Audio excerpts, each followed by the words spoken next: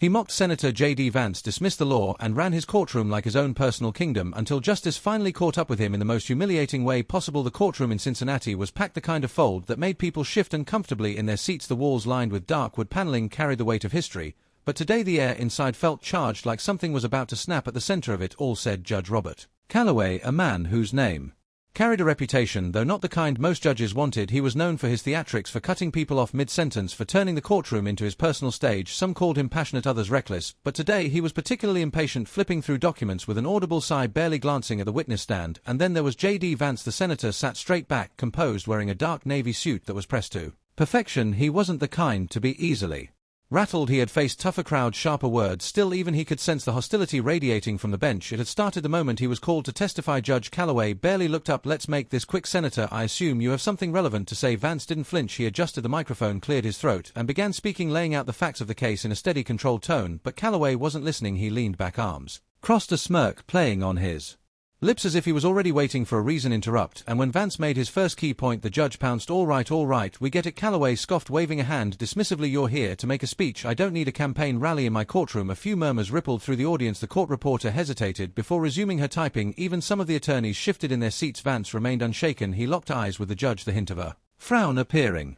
But he didn't respond to the jab. Instead, he continued. But Calloway wasn't done. He exhaled loudly, flipping a page of his notes with exaggerated effort. Let's move this along before we all die of boredom, shall we? A few chuckles echoed in the gallery, some from Calloway's usual defenders, others from those who laughed out of discomfort. Vance's lawyer, seated just a few feet away, stiffened. He leaned toward his colleague. This is a joke. That's not just bias. That's outright contempt. The younger attorney beside him nodded, but kept his voice low. He's doing it on purpose. He wants a reaction. But Vance wasn't giving him one. He simply adjusted his tie, kept his voice even, and continued, with all due respect, Your Honor, this testimony is important for the integrity of spare me the lecture. Senator Calloway cut him off, shaking his head. He let out a dramatic sigh, then leaned forward. His next words were quieter but sharp enough to slice through the entire courtroom. Let's be real. You're not here for justice.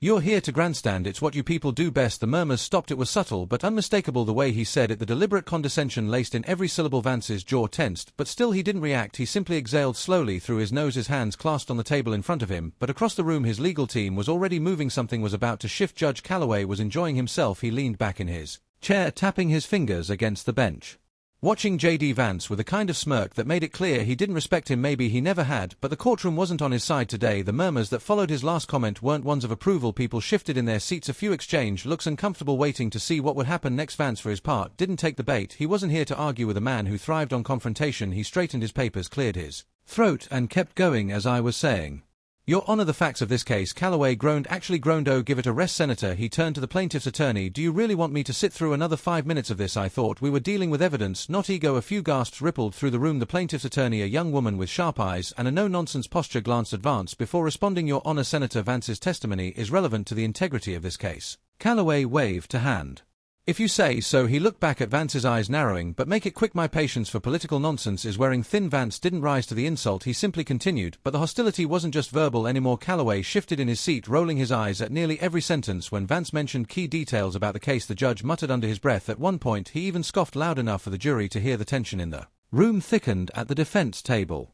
Vance's lead attorney, a man in his 50s with salt and pepper hair, leaned toward his colleague. This is unreal. He's not even trying to hide it. The younger attorney nodded. Should we file a motion? Not yet, he exhaled. But we're getting close. Across the courtroom a reporter scribbled furiously in her notebook. She had covered enough trials to know when a judge was stepping out of line, and Calloway was sprinting past the line straight into misconduct territory. The judge, however, remained unfazed. He thrived in moments like these. He leaned forward, resting his elbows on the bench. Tell me, Senator, when exactly did you become an expert on constitutional law? Vance met his gaze. I studied law before I entered public service, Your Honor. Oh, right, Calloway said with mock realization. I forgot. Another politician who thinks reading a few books makes him an expert. Silence. Even the bailiff, a man who had worked in this courtroom for over a decade, didn't move. Calloway wasn't just being rude. He was belittling a sitting U.S. senator in a courtroom on record in front of a jury, and he didn't care. Vance let a few seconds pass. Then he leaned slightly forward. His voice was calm, measured. Your Honor, I'd appreciate it if we could focus on the case. Calloway laughed, actually laughed. Oh, that's rich. He looked out at the jury as if they were in on the joke. He wants me to focus. You hear that? No one laughed with him. In fact, the room was eerily still. A shift had taken place. The arrogance that had carried Calloway through so many cases, that had let him dominate the courtroom for years, wasn't working today. But he was too wrapped up in his own ego to notice. He turned back to Vance. Here's my advice, Senator. Stick to Politics leave the law to people who actually know what they're doing. The tension snapped. A few jurors stiffened. The court reporter hesitated before continuing to type. Vance's legal team didn't even bother whispering. "Now this is blatant misconduct," one of them muttered, and then suddenly quietly the lead attorney reached for his phone because Judge Calloway had just crossed the line and someone was about to make sure he paid for it. J.D. Vance barely blinked. His hands remained folded in front of him.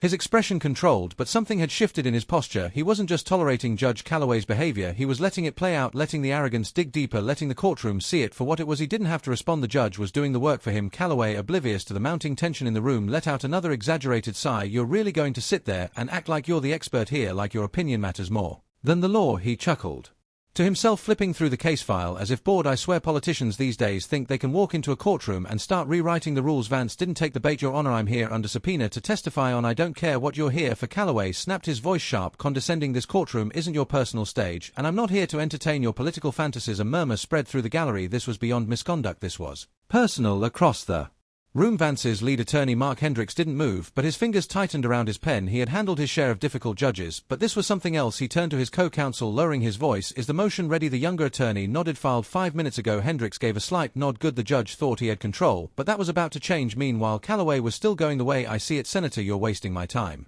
"Everyone's time, really." He let out a short laugh, "and frankly, if I wanted to hear someone recite talking points, I'd turn on cable news." A few people in the gallery shifted uncomfortably. The jury, once attentive, now looked uncertain, almost wary of the man in the robe. But Calloway still wasn't paying attention. He leaned forward, smirking. "Here's the deal. I'll give you 30 more seconds. That's it. After that, we're moving on to something actually worthwhile." A few attorneys at the defense table looked at each other, some with barely hidden disbelief. The court clerk, a woman who had worked under Calloway for over a decade, swallowed hard, her fingers hovering over the keyboard. Then the heavy double doors at the back of the courtroom creaked open. 2 men entered, moving with quiet authority. They weren't part of the court staff, they were federal marshals, and the second they stepped into the room the entire energy shifted. Calloway didn't notice at first. He was too busy reveling in his own moment. "All right, Vance. Make it count. 30 seconds.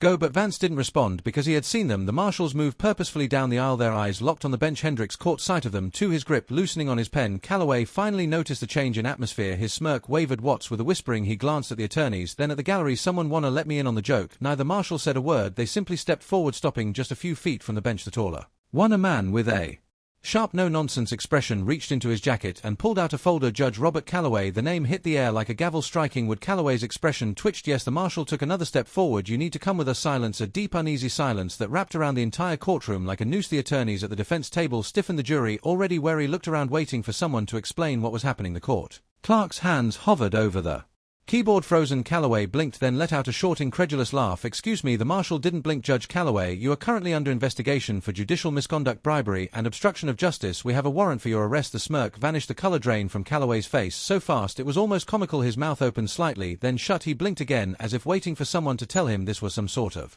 mistake, but no one did. The gallery was dead silent, save for the sound of a single pen rolling off the desk of a court clerk and hitting the floor, and for the first time all day Calloway looked unsure of himself. But the marshals weren't waiting for him to process it. They were already reaching for the cuffs. Judge Calloway's confidence cracked. It wasn't a full collapse, not yet, but the shift was undeniable. His smirk faltered, his fingers tensed against the bench, and for the first time all day, he looked like a man caught off guard. "You must be joking," he scoffed, forcing a chuckle. His voice carried an edge, now not quite steady. He glanced around the room as if expecting someone to step into, push back against the absurdity of what he was hearing, but no one moved, no one spoke. The marshals didn't blink. "This is a courtroom," Calloway snapped, jabbing a finger toward my courtroom. "You don't just barge in here like this." The lead marshal didn't flinch. He simply held up the warrant. "Judge Calloway, this is an active federal investigation. You need to come with us." The tension in the room thickened. The attorneys at the defense table sat frozen, some exchanging wide-eyed glances. The court clerks were still, hands hovering over keyboards, unsure if they should be recording this or pretending it wasn't happening. And then there was J.D. Vance. He remained where he was, his hands still folded neatly in front of him, his expression unreadable, but there was something in the way he sat, calm, collected, as if he had already seen this coming. Calloway's breathing picked up. He clenched the armrest of his chair, shaking his head. No, I don't think so." His voice had an unhinged quality now, like a man desperately trying to reassert control. "I don't know what kind of stunt this is, but I'm in the middle of a trial, and you are no longer in session." The marshal interrupted. His voice was even but firm. "You are under arrest." The words hung in the air, suffocating the last remnants of Calloway's arrogance. The gallery was silent. Reporters had their phones out, some recording, others typing furiously. Calloway's gaze darted around, his mind racing for an escape. His eyes landed on the bailiff. "Get these men out of here." The bailiff didn't move a beat past Calloway's face, contorted anger overtaking his shock that was a command. Still nothing. The bailiff looked almost reluctant to meet his eyes because everyone knew, everyone had always known that Calloway wasn't a fair judge, that his rulings leaned too conveniently in favor of certain parties, that his temper could tip cases before the arguments even started. But now it wasn't just whispered suspicions, now it was official. Calloway shot up from his chair, sending his gavel clattering to the desk. "I will not be humiliated like this. Do you understand who I am?" The lead marshal's expression didn't change. He stepped closer, his hand resting near his cuffs. "Judge, I strongly suggest you cooperate." Calloway let out a bitter laugh, shaking his head. "Oh, you suggest that's cute." His voice dripped with sarcasm, but it was forced now, desperate. "And if I don't?" The marshal didn't hesitate. "Then we take you by force." Another thick silence. Calloway exhaled sharply through his nose, his hands curled into fist at his sides. The arrogance in his posture was still there, but it was cracking beneath the bravado. Something else was creeping. In panic, he looked out at the gallery again, at the reporters, at the jury. Vance still unmoving, still watching, and suddenly, for the first time in his career, Calloway wasn't in control, and the realization hit him like a slap to the face. Judge Calloway's breath was coming in short bursts now. His face was flushed, a stark contrast to the icy silence that had settled over the courtroom. "You're making a mistake," he said, voice lower but no less venomous. "A massive mistake." The lead marshal didn't respond. He simply extended his hand, palm up. "Turn around." Calloway let out a humorless chuckle. "You think I'm just going to comply, that I'm going to let you parade me out of here in cuffs like some criminal?" "You are a criminal," the marshal said, his voice firm. "Now turn around." Calloway's jaw clenched, his eyes darted toward the bailiff again, then to the court clerks, to the attorneys, the jury, anyone, someone. He was looking for a lifeline, but no one spoke, no one moved, because this time he was alone. "You don't understand." Calloway tried again, voice tight. "This is political, a hit job. I have connections. That's enough," the marshal said, taking a step forward. Calloway instinctively stepped back, bumping into his chair. He gripped the desk in front of him, as if clinging to the last shreds of his authority. "No," he muttered, shaking his head. "No, I'm not doing this." The second marshal, who had remained silent up until now, finally spoke. "Judge, you can walk out of here with dignity, or we can drag you out. Your choice." Calloway's hands trembled against the desk, his chest rose and fell too quickly. He was a man who had spent years controlling the fate of others with the swing of a gavel, and now in an instant he was just another defendant, another man who had to answer for his actions. J.D. Vance was still watching, silent. He had not spoken since the marshals entered. He didn't need to. The weight of what was happening was enough. A tense moment stretched between Calloway and the marshals, then he moved, not fast, not aggressive, but enough. He straightened his back, exhaled sharply through his nose, and turned his hands balled into fists at his sides, knuckles white, as he forced himself to remain composed. The marshal stepped behind him, pulling the cuffs from his belt. The sound of metal clicking open was deafening in the quiet room. Calloway squeezed his eyes shut, then click, the cuff snaps shut around his wrists. A hush fell over the room, thick with disbelief. Even those who had seen it coming, the attorneys, the journalists, the clerk, sat frozen, as if waiting for someone to tell them this was all some elaborate trick. It wasn't. Calloway swallowed hard, shoulders tense, his head stayed high, but it was no longer arrogance keeping it there, it was defiance. The marshal placed a firm hand on his arm, guiding him toward the steps that led down from the bench. His footsteps echoed as he descended, not as a judge but as a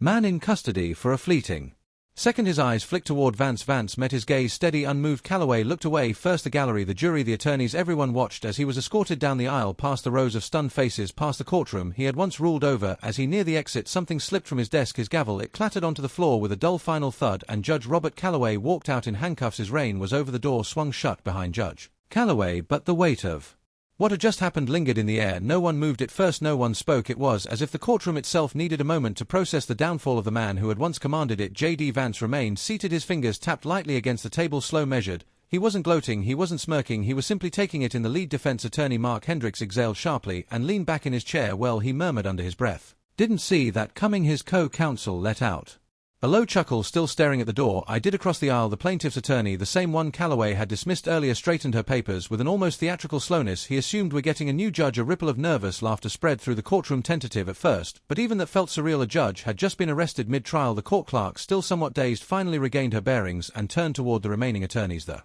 court will reconvene once an alternate judge is assigned," she said, voice steadier than expected. People began shifting in their seats, murmuring among themselves. Some attorneys exchanged glances, clearly wondering how this case would move forward. The jury looked lost, unsure of what to do, or even if they were supposed to stay, but the reporters, they were already at work. A cluster of them near the back furiously typed on their phones, sending out breaking news alerts. Others whispered into recorders, summarizing what they had just witnessed. One reporter, a woman in her early 40s with sharp eyes and a no-nonsense presence, turned to her colleague. "This isn't just a case anymore," she said under her breath. "This is history." Her colleague nodded. In Calloway, he let out a short laugh. Is done. The gallery was still half full when J.D. Vance finally stood. He gathered his notes, nodding politely to his legal team before turning toward the exit. As he walked down the aisle, people instinctively stepped aside. Some men is Gaze nodding with quiet respect. Others simply watched, taking in the man who had sat through a storm without flinching. A reporter caught up to him just as he reached the hallway. Senator Vance, she called. He stopped, turned slightly. Yes, she hesitated, then asked the question that was already circulating in the line. Did you know this was coming? Vance studied her for a moment, then allowed himself the faintest hint of a smile. Let's just say, he said, adjusting his watch, justice has a way of catching up. Then without another word, he walked away, leaving the courtroom in the memory of Judge Calloway's reign behind him. Power can be intoxicating. It can make people believe they are untouchable, that they can bend the rules, silence voices, and act without consequence. But the truth is, no one, not even those in the highest positions, can escape accountability forever. Judge Calloway ruled his courtroom with arrogance, believing he could twist justice to suit his own bias. He insulted, belittled, and silenced those he didn't agree with, but in the end, the law doesn't answer to egos, it answers to truth, and when corruption is exposed, the fall is always harder than the climb. If this story resonated with you, make sure to subscribe and stay tuned, because justice isn't just about laws, it's about people willing to stand up even when the odds are against them.